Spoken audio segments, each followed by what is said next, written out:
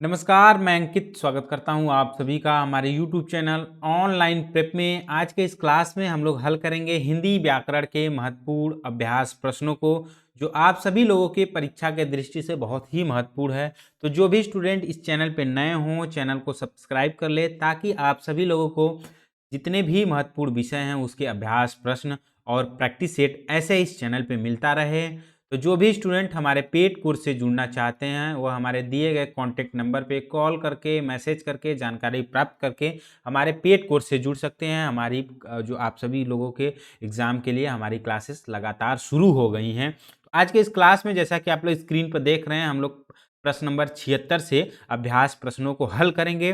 तो आप सभी लोगों के लिए अभ्यास प्रश्न बहुत ही महत्वपूर्ण होता है। जितने भी आप सभी लोगों को हिंदी व्याकरण की अभ्यास प्रश्न कराया जा रहा है उसे ध्यान से पढ़ें और क्लास को अंत तक जरूर देखें, क्योंकि अभ्यास प्रश्न यानी प्रैक्टिस सेट को करने से इससे आपको अनुमान लग जाता है कि कैसे प्रश्न आते हैं, किस किस टॉपिक से प्रश्न आते हैं, कैसे हमें जल्दी और सही अपने एग्जाम में जो है उस प्रश्न को करना है। तो चलिए हम शुरू करते हैं। प्रश्न नंबर 76 जैसा कि आप लोग स्क्रीन पर देख रहे हैं, साथ साथ हमारे साथ साथ आप लोग भी कमेंट बॉक्स में जो है सही उत्तर कमेंट करते चलेंगे, ठीक है। किस छंद में 6 चरण होते हैं? क्या किस छंद में 6 चरण होते हैं? विकल्प दिया है छप्पय, बी दिया है चौपाई, सी दिया है सोरठा और डी दिया है दोहा। तो प्रश्न नंबर 6 का आप लोग सही उत्तर देंगे कमेंट बॉक्स में, यानी किस में होता है। तो इस प्रश्न का सही उत्तर होगा छप्पय में जो है 6 चरण होते हैं। आगे हम देख लेते हैं, यहाँ चौपाई दिया है तो चौपाई में कितनी चरण होते हैं? तो चौपाई में आप लोग ध्यान रखेंगे 4 चरण होते हैं। किसमें? चौपाई में जो है 4 चरण होते हैं। प्रत्येक चरण में 16 मात्राएं होती है, तो इसे भी ध्यान रखेंगे, एग्जाम में यदि पूछे तो इसको सही करके आए। प्रत्येक चरण में 16 मात्राएं होती हैं। किसमें? चौपाई में 4 चरण होते हैं। दोहा में कितने चरण होते हैं? तो आप लोगों को बता दें, दोहा में भी 4 चरण होते हैं। कितने? 4 चरण होते हैं। आप ध्यान रखेंगे पहले और तीसरे चरण में, यानी जो विषम चरण है, पहला चरण है और जो तीसरा चरण है, इन दोनों चरण में 13 मात्राएं होते हैं। किसमें? आप ध्यान रखेंगे, ये दोहा में, हम आपको अभी दोहा के बारे में बता रहे हैं। दोहा में जो है पहले और तीसरे चरण में कितना होता है? 13 मात्राएं होती हैं। और दूसरे और चौथा चरण में कितना कितना होता है? 11 मात्राएं होती हैं। तो इसे आप लोग ध्यान रखेंगे। सोरठा क्या होता है? सोरठा दोहा का उल्टा होता है। सोरठा में भी 4 चरण होते हैं। सोरठा के पहले और तीसरे चरण में 11 मात्राएं होती हैं। जैसे कि दोहा के पहले और तीसरे में 13 होती हैं, तो सोरठा के पहले और तीसरे में 11 होती हैं। और दोहा के दूसरे और चौथे में कितना होता है? 11। तो सोरठा के दूसरे और चौथे चरण में 13 मात्राएं होती हैं। तो ये ध्यान रखेंगे, ये मात्राएं हैं, ठीक है। चरण कितने होते हैं? 4 होते हैं। तो इसके बारे में हमने आपको बताने की कोशिश किया और समझाने का भी प्रयास किया। चलते हैं अगले प्रश्न की ओर। अगला प्रश्न आप लोग स्क्रीन पर देख सकते हैं। इसमें दिया है रोला। क्या दिया है? रोला के प्रत्येक चरण में कितनी मात्राएं होती हैं? जैसा कि अभी हमने बताया कि दोहा में चरण कितने होते हैं, मात्राएं कितनी होती हैं, तो आपके एग्जाम में पूछा जा सकता है। आप लोग इसका सही जवाब कर पाएं यदि अच्छे से अभ्यास प्रश्न किए होंगे। आप लोग बता दें कि जो क्लास होता है उस क्लास से ज़्यादा महत्वपूर्ण होता है अभ्यास जो प्रश्न की कराया जाता है, यानी प्रैक्टिस सेट की क्लासेस बहुत महत्वपूर्ण होती है। तो उसे आप लोग ध्यान से करें। यदि आप ज़्यादा से ज़्यादा प्रैक्टिस सेट को हल कर रहे हैं तो आप लोगों की परीक्षा के लिए बहुत ही सहयोगी होगा, ठीक है। रोला के प्रत्येक चरण में कितनी मात्राएं होती हैं? तो आप लोग इसका सही जवाब देंगे, कितनी होती हैं? तो यहाँ 24 मात्राएं होती है। कितनी? प्रत्येक चरण में 24 मात्राएं होती है। किसमें? रोला में, यानी इसका सही उत्तर सी होगा। चलते हैं अगले प्रश्न की ओर। अगला प्रश्न आप लोग स्क्रीन पर देख सकते हैं। इसमें दिया है 9, 2, 11 होने मुहावरे का अर्थ क्या है? ये इंपॉर्टेंट प्रश्न है, कई बार एग्जाम में पूछा भी गया है। सामान्य सा प्रश्न है, पहले से आप लोग एग्जाम देते आए होंगे, हिंदी पढ़े होंगे, तो उसमें भी ये पूछा जाता था कि 9, 2, 11 होने मुहावरे का अर्थ क्या है। तो इसका जवाब आप लोग देंगे, यानी भाग जाना। भाग जाना यानी रफू चक्कर हो जाना। इसमें क्या विकल्प सही होगा? विकल्प डी सही होगा, यानी रफू चक्कर हो जाना यानी भाग जाना, ठीक है। अगले प्रश्न की ओर चलते हैं। अगला प्रश्न आप लोग स्क्रीन पर देख सकते हैं। इसमें दिया है छठी का दूध आना, यानी क्या दिया है? छठी का दूध याद आना मुहावरे का अर्थ क्या होगा? इसका सही जवाब आप लोग देंगे। विकल्प दिया है सूद, भूल जाना, बहुत कष्ट होना, सी बचपन याद करना, डी बच्चों जैसा व्यवहार करना। तो यहाँ आप देखेंगे 79 यानी 79 का जो सही उत्तर होगा बी होगा, बहुत कष्ट होना। छठी का दूध याद आना, यानी बहुत कष्ट आना। यानी जब कोई व्यक्ति बहुत ज़्यादा तकलीफ में होता है, कष्ट में होता है, तब उसके लिए मुहावरा यानी कहावतें की कही गई है कि छठी का दूध याद आ गया, यानी बहुत कष्ट है, यानी बहुत कष्ट होना इसका सही उत्तर होगा। चलते हैं अगले प्रश्न की ओर। अगला प्रश्न आप लोग स्क्रीन पर देख रहे हैं, इसमें दिया है कहाँ राजा भोज कहाँ गंगू तेली, लोकोक्ति का अर्थ क्या होगा? यानी कहाँ राजा भोज और कहाँ गंगू तेली, तो इसका सही जवाब आप लोग दे दिए होंगे, क्या होगा? ए होगा, आकाश पाताल का अंतर। यानी कहाँ राजा भोज और कहाँ गंगू तेली, इन दोनों के बीच में बहुत ज्यादा डिफरेंट है, यानी अंतर है, यानी आकाश पाताल का अंतर होना, इसका सही उत्तर ए होगा। अगला प्रश्न हम लोग करेंगे, आप लोग स्क्रीन पर देख रहे हैं, इसमें दिया है सरस्वती पत्रिका के संपादक थे। काफी महत्वपूर्ण प्रश्न है, आप लोग इसका सही जवाब देंगे, ये इंपॉर्टेंट भी प्रश्न है। इसका सही उत्तर क्या होगा? प्रश्न नंबर 81 का जो सही उत्तर होगा बी होगा, महावीर प्रसाद द्विवेदी जी ने सरस्वती पत्रिका का संपादन किए थे 1903 ईस्वी में। इसे भी याद रखेंगे, 1903 ईस्वी में महावीर प्रसाद द्विवेदी जी ने सरस्वती पत्रिका का संपादन किए थे। प्रेमचंद की पत्रिका का जो नाम है वह हंस पत्रिका है, आप ध्यान रखेंगे, इनकी रचना नहीं पत्रिका के बारे में बताया जा रहा है, पूछा जा रहा है यहाँ।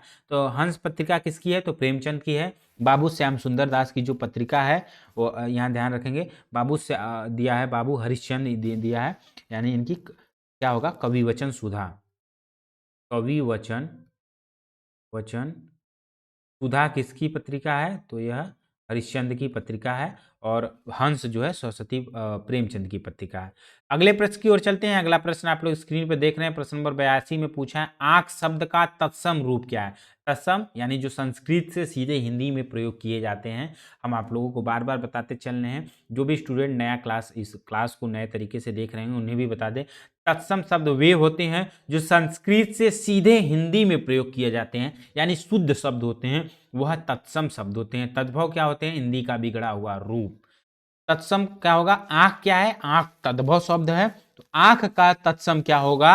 अक्षी होगा। क्या होगा? अक्षी होगा या चक्षु होगा, आप ध्यान रखेंगे एग्जाम में चक्षु भी पूछ सकता है, अक्षी होगा, चक्षु होगा, नयन होगा, लोचन होगा, ये सभी क्या है? ये सभी जो है आंख का पर्यायवाची या तत्सम शब्द।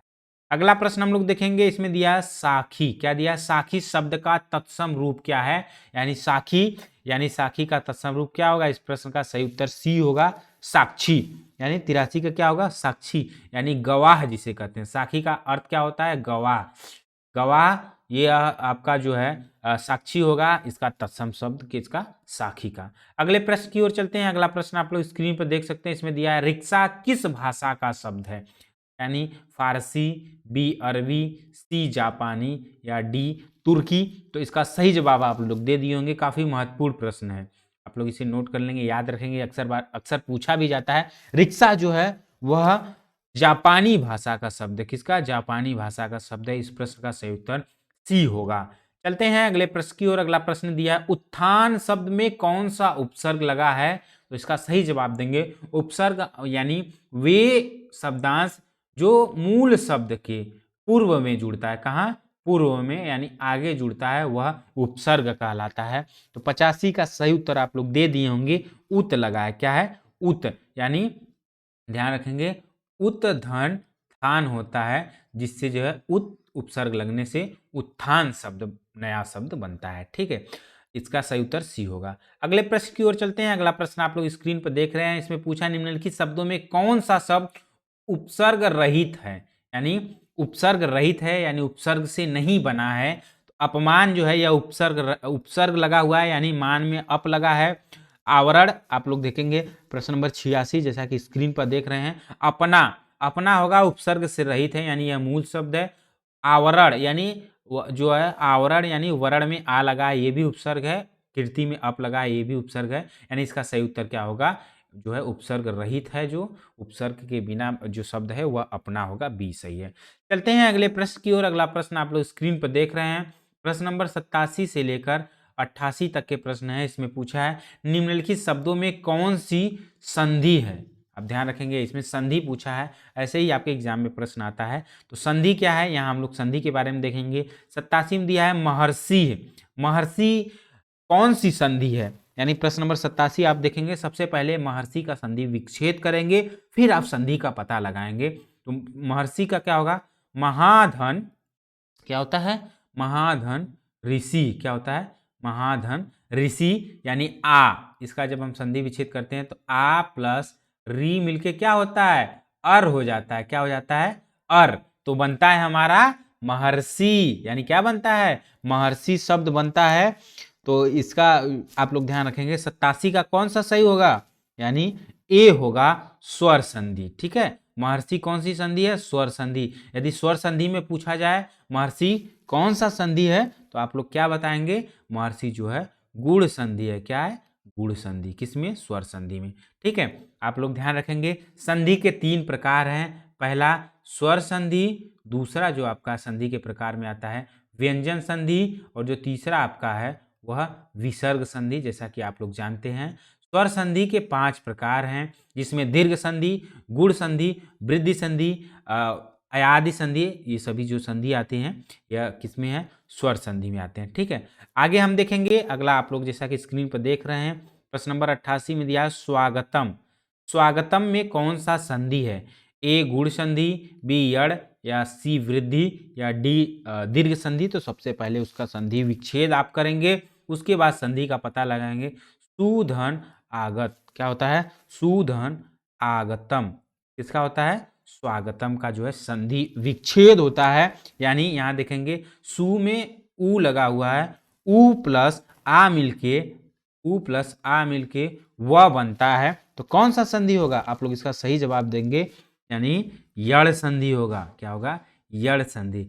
यड़ संधि जो है इसका 88 का जो सही उत्तर होगा वह बी होगा। ठीक है, चलते हैं अगले प्रश्न की ओर। अगला प्रश्न आप लोग स्क्रीन पर देख सकते हैं, यहाँ दिया है प्रश्न नंबर 89 में जगदीश।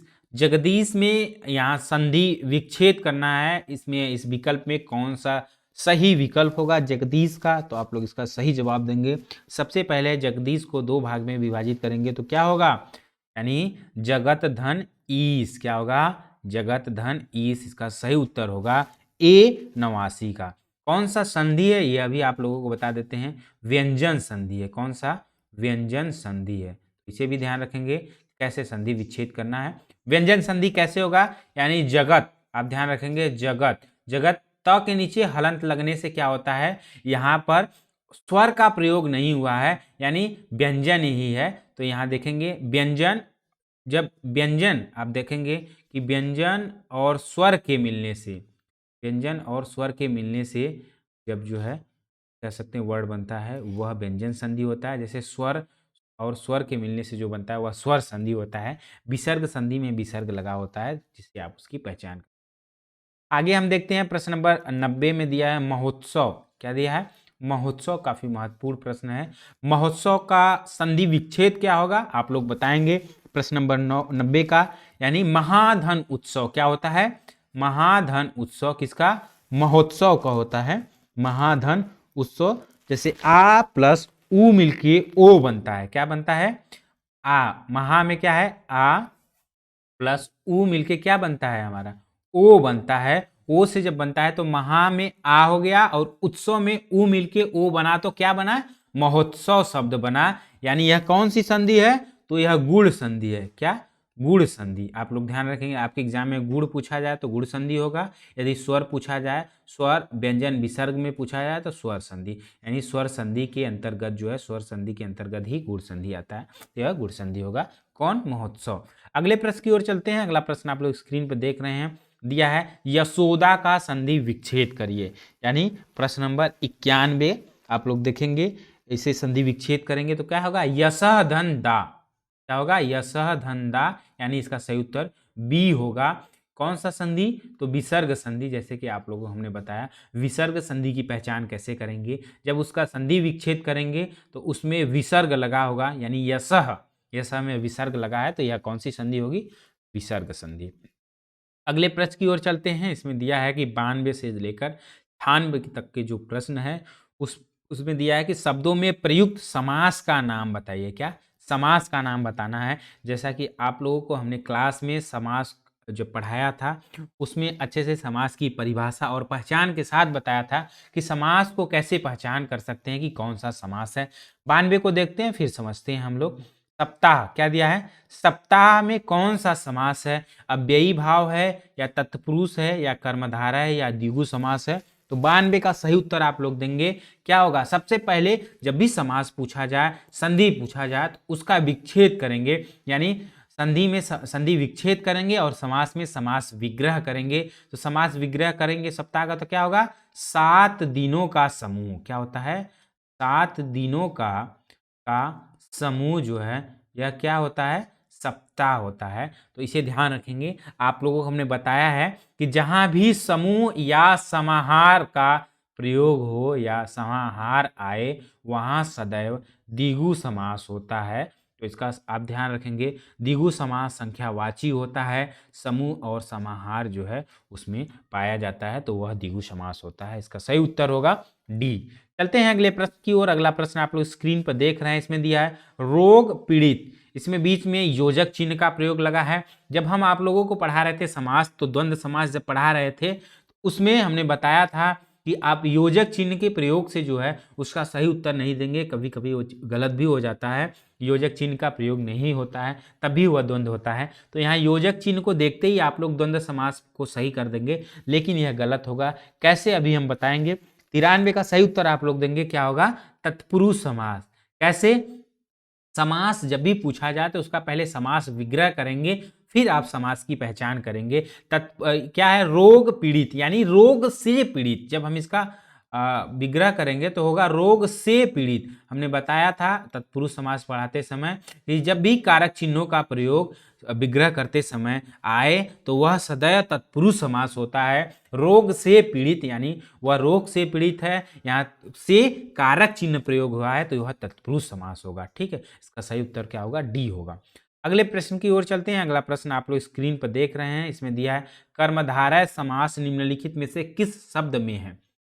ए चक्रपाणी, बी यहाँ दिया है चतुर्युगम, और सी नीलोत्पल, और डी दिया है मातृभक्त। ठीक है, तो प्रश्न नंबर 94 का सही उत्तर आप लोग देंगे क्या होगा इसका, तो कर्मधारय समास में किस शब्द में है। तो सबसे पहले कर्मधारय को हम लोग समझेंगे कि कर्मधारय समास की पहचान कैसे करते हैं। हमने बताया था कि कर्मधारय समास की पहचान करेंगे जहां उपमेय उपमान का प्रयोग हो और विशेषण विशेष्य का प्रयोग हो, वहाँ जो है कर्मधारय समास होता है। यानी जहाँ किसी की तुलना किया जाए या किसी की विशेषता बताई जाए वहाँ कर्मधारय समास होता है। इस प्रश्न का सही उत्तर क्या होगा, सी होगा नीलोत्पल। नीलोत्पल कैसे होगा, नील है उत्पल। क्या होगा इसका समास विग्रह, हमने बताया कि समास विग्रह आप करेंगे तो हो जाएगा नील है जो उत्पल। जो उत्पल, उत्पल क्या है, उत्पल कमल को कहते हैं, इसे ध्यान रखेंगे। उत्पल कमल को कहते हैं, कमल का पर्यायवाची क्या है, उत्पल है। यानी नील है जो उत्पल, नील यानी नीला। कमल क्या है, नीला है। कमल की विशेषता क्या है, उसका नीला होना कमल की विशेषता है। यानी जहां भी विशेषता की बात हो वह कर्मधारय समास होता है। तो इस प्रश्न का सही उत्तर होगा सी। ठीक है, ए क्या है, चक्रपाणी है। चक्रपाणी यानी बहुब्रीहि समास होगा। चक्रपाणी अर्थात जो है यहाँ विष्णु की बात कही जा रही है, तो इस प्रकार आप समझेंगे। अगले प्रश्न की ओर चलते हैं। अगला प्रश्न आप लोग स्क्रीन पर देख रहे हैं, प्रश्न नंबर 95 में पूछा है द्वंद्व समास निम्नलिखित में से किस शब्द में है। जय पराजय, बी घनश्याम, सी त्रिनेत्र, और डी पीताम्बर। तो 95 का सही उत्तर आप लोग दे दिए होंगे देखते ही, काफी सामान्य सा प्रश्न है। इसका सही उत्तर होगा ए जय पराजय। द्वंद्व समास में हमने बताया था कि आप योजक चिन्हों के देखने से ही सही नहीं करेंगे, उसमें सबसे पहले देखेंगे वह एक दूसरे के विलोम शब्द हो। ठीक है, एक दूसरे के पर्याय हो, वह जो है द्वंद्व समास होता है। दोनों का समान यानी दोनों प्रधान होते हैं, पहला और दूसरा पद। ठीक है, तो इसका सही उत्तर ए होगा। चलते हैं अगले प्रश्न की ओर। अगला प्रश्न आप लोग स्क्रीन पर देख रहे हैं, इसमें दिया है द्विगु समास निम्नलिखित में से किस शब्द में है। यानी नीलांबर, नीला है जिसका अंबर, यानी यह आपका कौन सा समास होगा, बहुब्रीहि समास होगा। इसमें हम द्विगु समास की बात कर रहे हैं, तो आप लोग इसका सही जवाब देंगे सी जो है चौराहा। यानी प्रश्न नंबर 96 का जो सही उत्तर होगा वह सी होगा, चौराहा, जैसा कि अभी हमने बताया द्विगु समास जब भी पूछा जाए वह सदैव संख्यावाची होता है। वहाँ समूह और समाहार का प्रयोग होता है।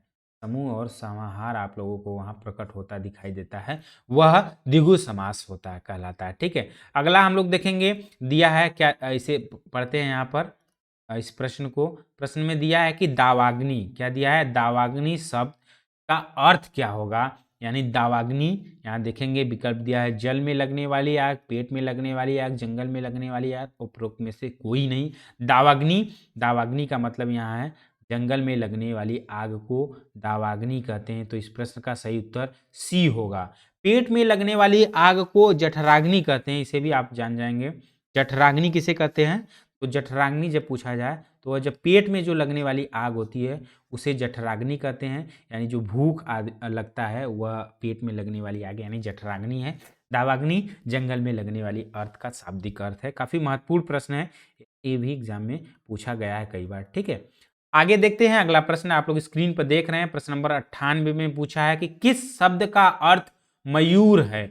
मयूर आप लोगों को बता दे मोर का पर्यायवाची है। किसका, मोर का पर्यायवाची मयूर है। ठीक है, मोर को सारंग भी कहते हैं, क्या कहते हैं, सारंग, तो इसे जान जाएंगे, मयूर, मोर, सारंग और केकी, क्या, केकी। इसका सही उत्तर क्या होगा, 98 का सही उत्तर ए होगा, यानी मयूर मोर को कहते हैं, मोर का पर्यायवाची मयूर है, सारंग है, केकी है, तो इसमें पूछा शाब्दिक अर्थ होगा, तो का सही उत्तर ए होगा 98 का। ठीक है, अगला हम लोग देखेंगे प्रश्न नंबर 99, जैसा कि आप लोग स्क्रीन पर देख रहे हैं। पुरंदर, पुरंदर शब्द का प्रयोग किसके लिए किया गया है, तो 99 का सही उत्तर देंगे पुरंदर, यानी इसका सही जवाब आप लोग दे दिए होंगे, इंद्र के लिए पुरंदर शब्द का प्रयोग किया जाता है, यानी इस प्रश्न का सही उत्तर डी होगा।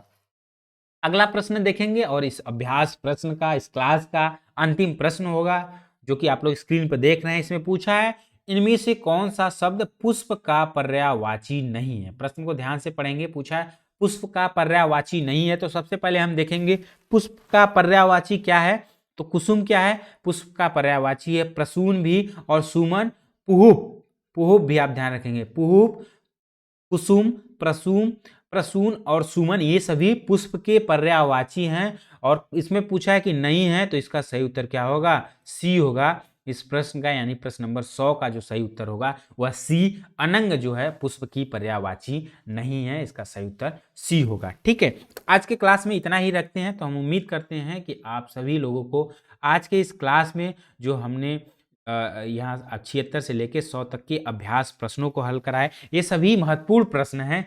आप लोग जो है इसे नोट भी कर लेंगे, याद भी कर लेंगे। जो हमारे पेड स्टूडेंट हैं उन्हें इसका पीडीएफ टेलीग्राम ग्रुप पे मिल जाएगा। तो फिर मिलते हैं अगले क्लास में अगले नए टॉपिक को लेकर, तब तक के लिए नमस्कार।